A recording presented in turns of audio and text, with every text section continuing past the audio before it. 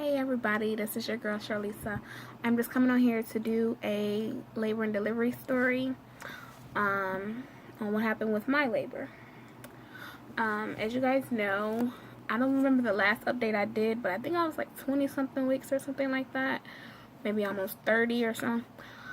But I have had my baby boy since then.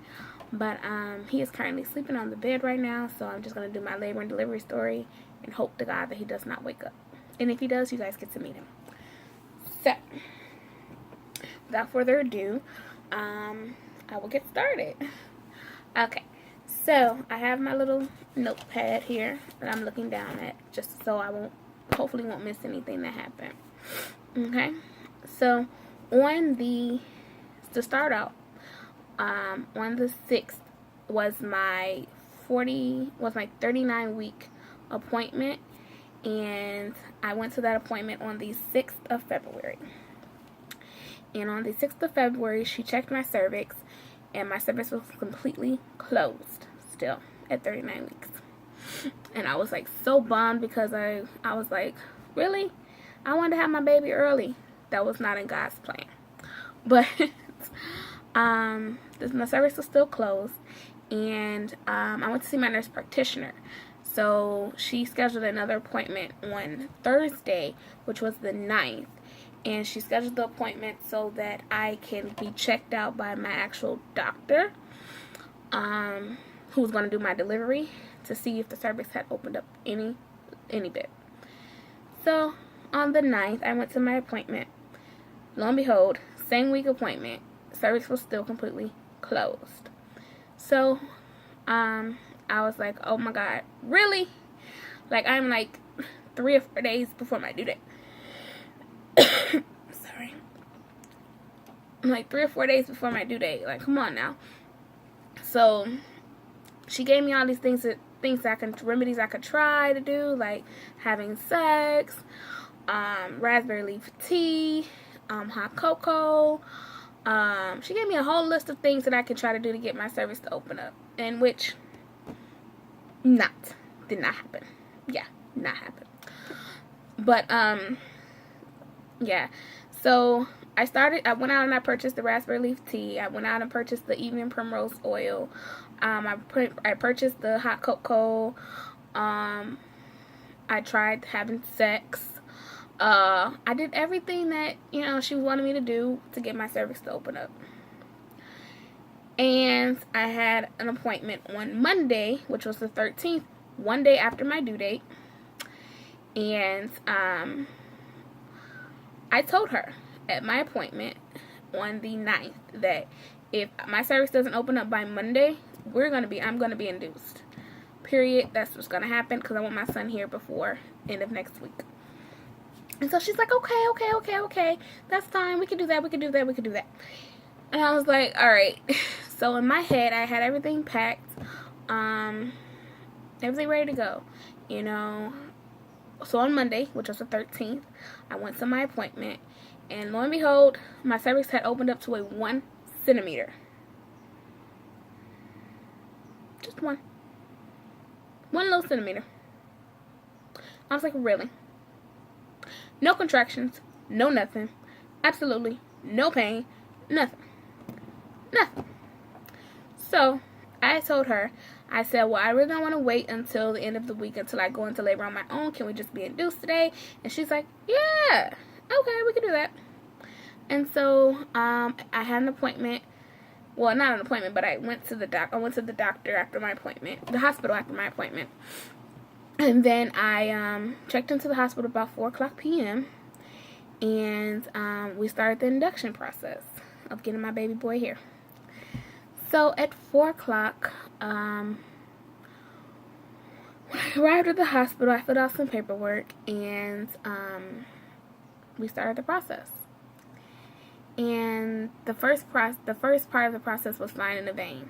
That took 2 hours because I did not drink no water, absolutely none. And so they had a very hard time finding my veins. I am a heart stick, so they had an extremely hard time. I had 8 pokes before they found a vein for me. in which the pain did not hurt. The pokes did not hurt. They poked me everywhere they could possibly poke me, in every finger, every hand that they could. Really. So then after that, it was about 6, maybe 7, going on 7. My mom was still there with me. Then they inserted the tampon for the Ceridaville. I think I'm saying that right. So they inserted that about 8, maybe 8 o'clock or so. And they told me that that was going to take 12 hours. And by then, we should probably make some progress. And so I'm like, okay. So I'm sitting there in the bed, chilling, talking to my mom, talking to my boyfriend, chilling out. No contractions. No nothing. No nothing. Absolutely nothing. So at 8 in the morning, they brought my breakfast. They checked me before they did the side attack. They checked me, and my cervix was still a 1 centimeter. No progress. And so they checked me, and the side attack is another 12-hour process. So they inserted that about maybe 10, 11 o'clock, I believe.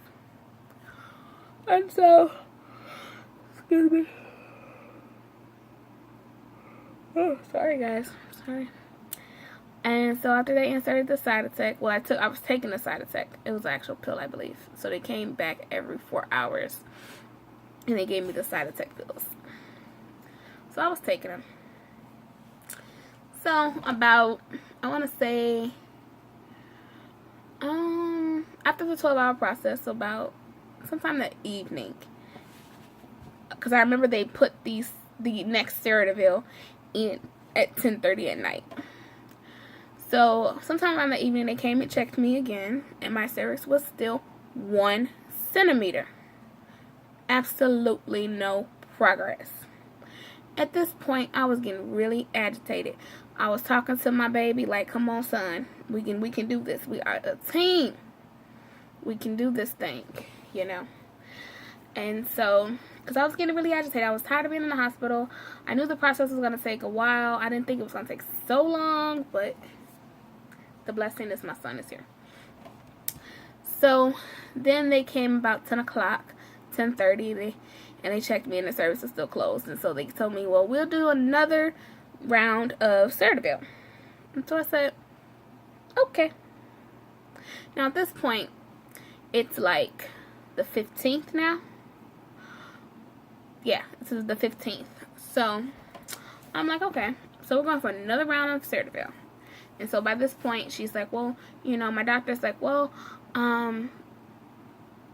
there should be some progress she's making. You know, I'm gonna come check her when I come do my other delivery. And I'm like, okay, all right. She asked me if I was having any pain. I'm like, no pain. So I wasn't having any contractions. So, my doctor did come before they gave me the last round of Ceridaville. And she checked me, and I was like a fingertip wider, like a hairline wider than a centimeter. Not much progress in 2 days by this time. I was very agitated. I can't tell you how agitated I was. Yes. Although I was enjoying the food and all that lovely stuff, but I was agitated. So, after my doctor checked me, she said that after the last dosage of Ceridaville, we're going to start Pitocin.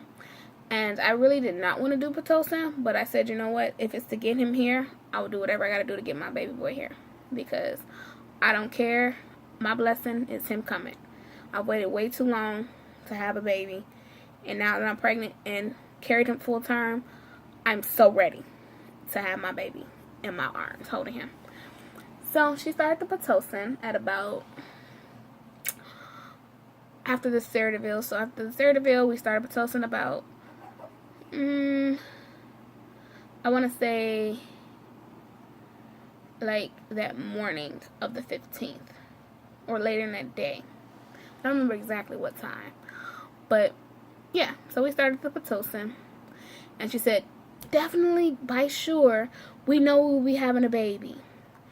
And I'm like, I really hope so, because all this guaranteed stuff, I'm just ready to get this over with. You know, I just want my baby. That's it. You know what I mean? And so they gave me a started Pitocin. She started me on a 1.25 dosage, really low, just to see if it'll work to do anything. And so, sorry guys. And so, they started the Pitocin, and nothing was happening for some time. I wasn't making any progress with the Pitocin. So they called my doctor. I had a really great nurse. Her name was Teresa. She was amazing. She was fabulous. She called my doctor and she said, you know, I think we should up the Pitocin because she's not making any progress. And so I'm like, okay. And so and so they came and they upped the dosage of my Pitocin, and then I started making progress. When they came and gave me my epidural, I was 3 centimeters. I wanted to go all natural, but that pain, it was starting to get a little real. Okay. And so they came and they gave me the epidural when I was 3 centimeters. Right before. Oh, sorry. Right when they gave me the Pitocin. And they upped the Pitocin, they gave me the. Before. Tongue tied. Before they started the Pitocin, I was 3 centimeters. And so they came and they gave me the epidural. Then they started the Pitocin. And then I stayed at like a 3 centimeter for like a couple of hours. And that's why I wasn't making any progress. And so that's when my doctor had called and said, well, if she's not making any progress, let's up her Pitocin. So when they upped the Pitocin, it was dead on the money after that. Oh my God. So they gave me up the Pitocin. She checked me. I was at 4 centimeters before they started upping the Pitocin. And then within 2 hours after they upped the Pitocin, my son was born. I went from a 4 to a 10 within 2 hours. Very fast delivery. I was very, very happy. It was very successful. I didn't really feel much of anything. The only part I felt was was her stitching me up. My vagina was completely numb. I delivered my son at 7:44 in the morning on the 16th. A very happy mommy. The process was long. The process was not expected because I was expecting to meet my son way sooner than the 16th of February because I knew that I really wanted to go into labor earlier, but I wanted him to make sure he was fully developed before I pushed labor, you know. So so yeah, my son was born at 7:44 in the morning of the 16th of February. I'm so blessed. My labor was like, I couldn't ask for a better one, even though with everything that even happened from the process of the induction. It was amazing. I could not ask for a better doctor. I couldn't ask for a better team, a better nurses. They were all so fabulous. Oh my gosh. I want you guys to meet him. I wish I could just wake him up. But maybe in the next video I'll show you guys him. Because he's like sleeping. I don't want to disturb him. But yeah guys, so that is my labor and delivery story. My son has been born. He was born 4 days late, which is perfectly fine. He is perfectly healthy. He is good. It's amazing to be a mom. I'm loving it. We are home now. I'm just enjoying motherhood. It's amazing. Oh my goodness, guys. I have prayed on me becoming pregnant, just having a baby for so long. I thought something was completely wrong with me as to why I wasn't getting pregnant. And God's timing is everything. When I say God's timing, God knows. He knows what is best for us. We don't see it. We don't see it fit. We don't see it, going to work out. But He knows. He is predestined my life for everything that I've been through. This 9 months of my life has been very, very tough. I've done a lot of different things, and I've just been in a really bad place. And to have the blessing that I have with my baby, it's been like amazing. I'm not gonna go into detail of what I've been through, but it's been a journey. It's kind of been rough.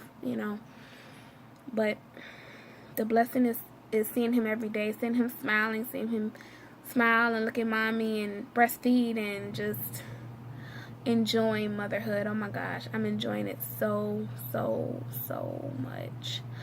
So this is the reason why I've been gone for some time, guys, because I did have a baby, and I'm just spending quality time with him before I go back to work. So yeah, guys, so that is my labor and delivery story. I'll see you guys in the next video. Bye.